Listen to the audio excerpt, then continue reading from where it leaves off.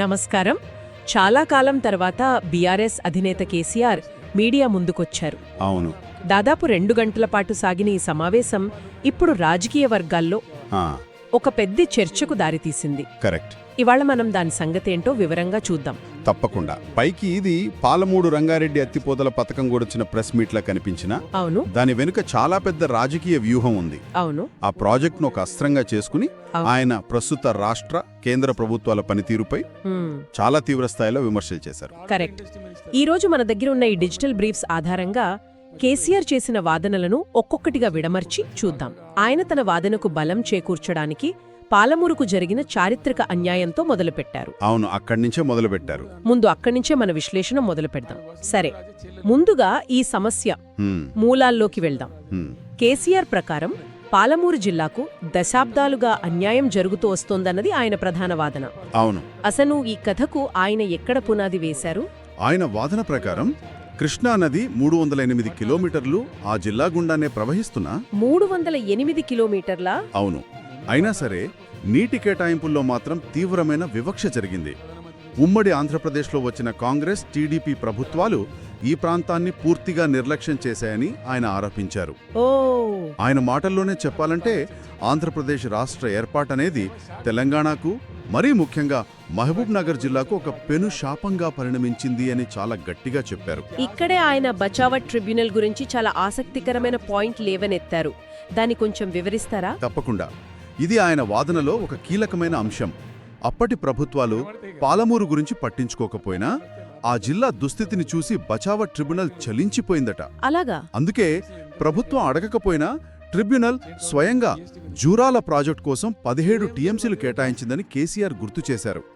మన శ్రోతల కోసం టీఎంసీ అంటే ఏమిటో కొంచెం సులభంగా చెప్పగలరా? చాలామంది వింటుంటారు, కానీ దాని పరిమాణం మీద స్పష్టత ఉండదు. మంచి ప్రశ్న. ఒక్క టీఎంసీ అంటే 1000 మిలియన్ క్యూబిక్ ఫీట్ అని అర్థం. ఓకే. సుమారుగా 2800 కోట్ల లీటర్లన్నమాట. అంటే మన హైదరాబాద్ నగరానికి దాదాపు ఒక నెల తాగునీటి అవసరాలు తీర్చగలదు. అబ్బా, అంతెక్కువ? అవును. సో అప్పట్లో 17 టీఎంసీలు ఒక చిన్న ప్రాజెక్టుకు స్వయంగా కేటాయించడం ఎంత పెద్ద విషయమో ఆయన నొక్కి చెప్పారు.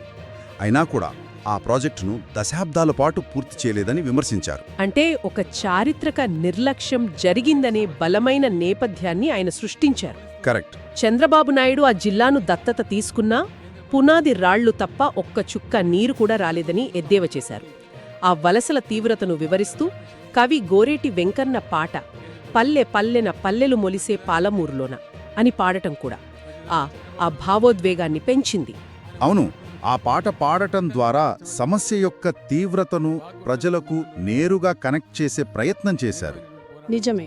అంతేకాదు, ఆర్డీఎస్ కాలువకు జరుగుతున్న అన్యాయంపై తాను ఉద్యమ సమయంలో జోగులాంబ నుంచి గద్వాల వరకు పాదయాత్ర చేసినట్లు గుర్తు చేసుకున్నారు. ఓ అవునా? అంటే ఈ సమస్యతో తనకు దశాబ్దాలుగా వ్యక్తిగత అనుబంధముందని, తాను కేవలం రాజకీయ నాయకుడిగా కాకుండా ఒక ఉద్యమకారుడిగా కూడా పోరాడానని చెప్పకనే చెప్పారు. ఈ గతాన్ని చూపిస్తూ దానికి పరిష్కారంగా తమ ప్రభుత్వం ఏం చేసిందో వివరించారు కదా. అక్కడ ఆయన చెప్పిన కీలకమైన పాయింట్స్ ఏమిటి? తమ ప్రభుత్వం అధికారంలోకి వచ్చాక యుద్ధ ప్రాతిపదికన పెండింగ్ ప్రాజెక్టులను రన్నింగ్ ప్రాజెక్టులుగా మార్చామని అన్నారు. అంటే నెట్టెంపాడు, భీమా లాంటివా? అవును, సరిగ్గావే. నెట్టెంపాడు, భీమా, కల్వకుర్తి వంటి ప్రాజెక్టులను పూర్తి చేసి నికరంగా 6.5 లక్షల ఎకరాలకు నీరు అందించామని కేసీఆర్ లెక్కలతో సహా చెప్పారు. 6.5 లక్షల ఎకరాలకా? అవును. ఒకప్పుడు 30,000 ఎకరాలకు కూడా నీళ్లు పారనే జిల్లాలో ఇది ఒక విప్లవాత్మక మార్పు అని ఆయన పేర్కొన్నారు. ఇక అసలు కథ పాలమూరు రంగారెడ్డి ఎత్తిపోతల పథకం. దీని వెనుక ఉన్న ఆలోచన, దాని డిజైన్ గురించి ఆయనేం చెప్పారు? ఈ ప్రాజెక్టు వెనుక ఒక స్పష్టమైన దీర్ఘకాలిక వ్యూహముందని కేసీఆర్ వివరించారు. మొదట 170 టీఎంసీల సామర్థ్యంతో ప్లాన్ చేసిన 170 టీఎంసీలా? అవును. కానీ మొదటి దశలో 90 టీఎంసీలకు రూపకల్పన చేశామని తెలిపారు. ఇది ఏదో గాలిలో లెక్కలు వేసి తీసుకున్న నిర్ణయం కాదని, దీనికి బలమైన చట్టపరమైన, సాంకేతిక ఆధారాలు ఉన్నాయని ఆయన స్పష్టం చేశారు. ఆ 90 టీఎంసీల లెక్క కొంచెం క్లిష్టంగా అనిపిస్తుంది. దాన్ని కొంచెం విడమర్చి చెప్తారా? ఆయన వాదనలో అది చాలా కీలకం కదా. అవును, చాలా కీలకం. దానిని ఆయన చాలా స్పష్టంగా వివరించారు. ఇందులో హ్మ్, 2 భాగాలున్నాయి. సరే.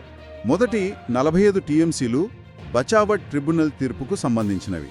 సింపుల్గా చెప్పాలంటే పోలవరం ప్రాజెక్టు ద్వారా గోదావరి నీటిని కృష్ణానదికి తరలిస్తారు కదా. అవునవును.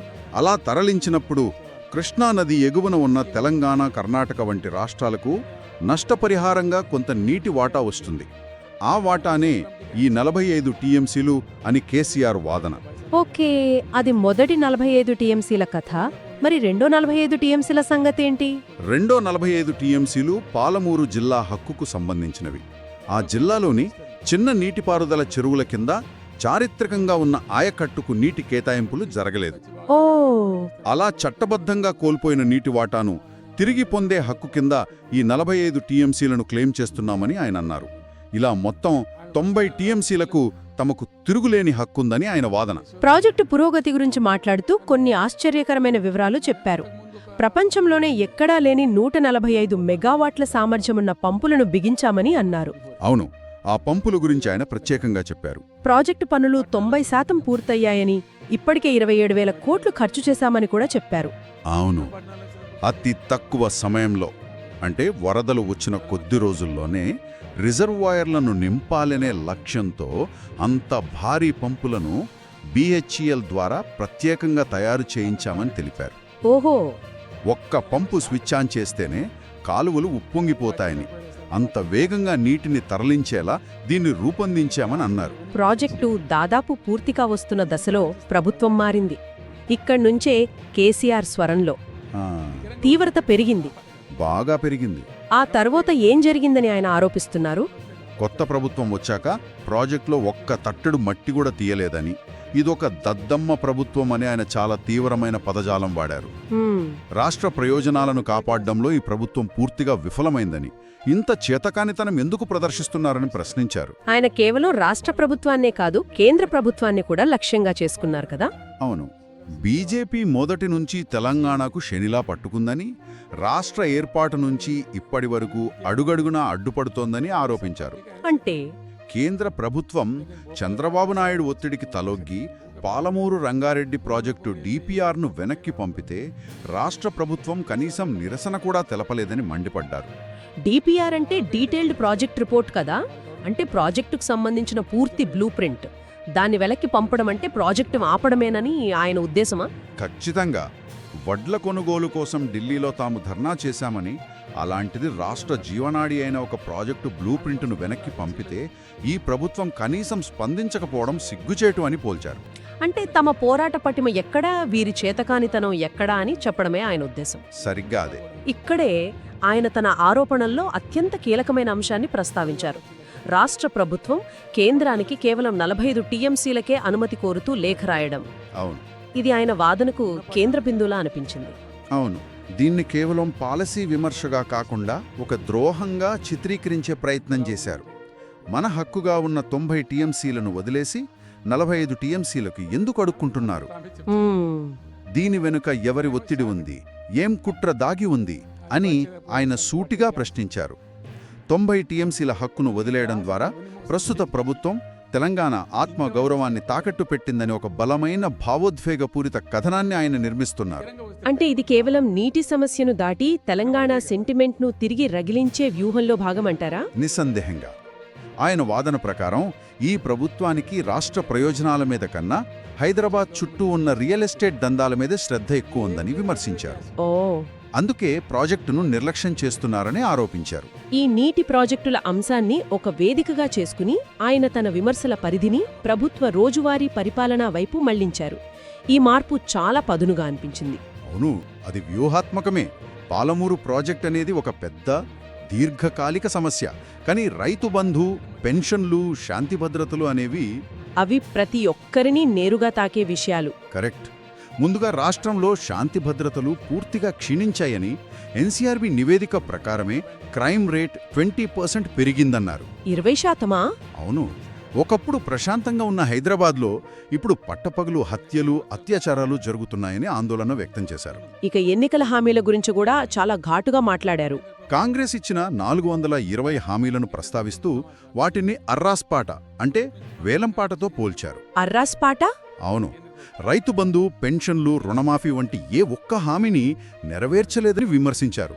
పెద్ద ప్రాజెక్టులనే కాదు, మీకు రోజూ అందాల్సిన డబ్బులు కూడా ఇవ్వలేని ప్రభుత్వం ఇది అని చెప్పడమే ఆయన ఉద్దేశం. ముఖ్యంగా రైతులు మళ్లీ యూరియా కోసం చెప్పుల లైన్లలో నిలబడాల్సిన దుస్థితి వచ్చిందని, ఎరువుల కోసం యాప్ తీసుకురావడం ఒక పెద్ద జోకని ఎద్దేవా చేశారు. ఇక ఫార్మాసిటీ విషయంలో ఆయన వాడిన భాష చాలా సూటిగా, కొంచెం ఘాటుగా కూడా ఉంది. తొక్కసిటీ వంటి పదాలు వాడారు. అవును, కేవలం ఒక ప్రాజెక్ట్ రద్దుపై ఇంత తీవ్రంగా స్పందించడం వెనుక ఉన్న వ్యూహమేమిటంటారు? ఇక్కడ ఒక స్పష్టమైన ఆలోచనను ఆయన ప్రజల ముందుంచారు. ఫార్మా పరిశ్రమ వల్ల కలిగే కాలుష్యాన్ని వేర్వేరు చోట్ల కాకుండా ఒకే చోట ఉంచి దాన్ని కాలుష్యరహితంగా నిర్వహించాలనే మంచి ఉద్దేశంతో ఫార్మాసిటీని ప్రతిపాదిస్తే. అంటే ఒకే చోట కంట్రోల్ చేయవచ్చని. అవును, కానీ ప్రస్తుత ప్రభుత్వం దాన్ని రద్దు చేసి ఫ్యూచర్ సిటీ పేరుతో రియల్ ఎస్టేట్ వ్యాపారం చేయాలని చూస్తోందని ఆరోపించారు. ఎవరికి కావాలి నీ ఫ్యూచర్ సిటీ అని ప్రశ్నించడం ద్వారా ఇది అభివృద్ధికి, రియల్ ఎస్టేట్ బ్రోకర్ల ప్రయోజనాలకు మధ్య జరుగుతున్న సంఘర్షణగా చిత్రీకరించారు. అంటే ఫార్మాసిటీ రద్దును కేవలం ఒక నిర్ణయంగా కాకుండా హైదరాబాద్ భవిష్యత్తుకు చేస్తున్న ద్రోహంగా ఆయన చూపిస్తున్నారన్నమాట. కరెక్ట్. ఫార్మాసిటీ అనేది హైదరాబాద్ భవిష్యత్తును కాలుష్యం నుంచి కాపాడటానికి తెచ్చిన పథకమని, దాన్ని రద్దు చేయడం వెనుక రియల్ ఎస్టేట్ మాఫియా ప్రయోజనాలు తప్ప ప్రజాప్రయోజనం లేదని ఆయన బలంగా వాదించారు. ఇన్ని విమర్శలు, ఆరోపణల తర్వాత చివరిగా ఆయన తన భవిష్యత్ కార్యాచరణను చాలా స్పష్టంగా ప్రకటించారు. అది ఒక రకంగా హెచ్చరికలాగే ధ్వనించింది. అవును, నేను ఫీల్డ్లోకి వచ్చాను అని ఒక ప్రకటన చేశారు. పాలమూరు, రంగారెడ్డి, నల్గొండ జిల్లాల్లో పెద్ద ఎత్తున ప్రజా ఉద్యమాన్ని నిర్మిస్తామని హెచ్చరించారు. ఓ గ్రామ గ్రామాన డప్పు కొట్టి కవులు, కళాకారులను తట్టిలేపి పెద్ద బహిరంగ సభలు పెడతామని, ప్రజల హక్కుల కోసం పోరాడతామన్నారు. ఇప్పటిదాకా ఒక కథ, రేపట్నుంచి వేరే కథ తోలు తీస్తాం అంటూ తన పోరాటం చాలా తీవ్రంగా ఉంటుందని స్పష్టం చేశారు. మొత్తంగా చూస్తే చాలా కాలంగా ఉన్న తన మౌనాన్ని వీడుతూ కేసీఆర్ పాలమూరు నీటి హక్కుల సమస్యను కేంద్రంగా చేసుకుని ప్రస్తుత ప్రభుత్వాల విధానాలపై ఒక సమగ్రమైన దాడి చేశారు. అవును, ఇది కేవలం ఒక ప్రాజెక్టుకు సంబంధించిన సమస్య కాదు, తెలంగాణ ఆత్మగౌరవానికి, హక్కులకు సంబంధించిన పోరాటంగా ఆయన చిత్రీకరించారు. ఖచ్చితంగా ఇది ఒక ముఖ్యమైన ప్రశ్నను మన ముందు ఉంచుతుంది. ఏమిటది? కేసీఆర్ లేవనెత్తిన ఈ నీటి హక్కుల వాదన తెలంగాణ ఉద్యమ స్ఫూర్తిని మళ్లీ ప్రజల్లోకి తీసుకెళ్లగలదా? ఇది ప్రజలను సమీకరించి ఆయన ప్రకటించిన ప్రజా ఉద్యమానికి ఊపిరి పోస్తుందా? లేక ఇది కేవలం ఒక ప్రతిపక్ష నాయకుడి రాజకీయ వ్యూహంగానే మిగిలిపోతుందా? అవును, ఈ ప్రశ్న రాబోయే రోజుల్లో తెలంగాణ రాజకీయాలను ఎలా మలుపు తిప్పుతుందో చూడాలి.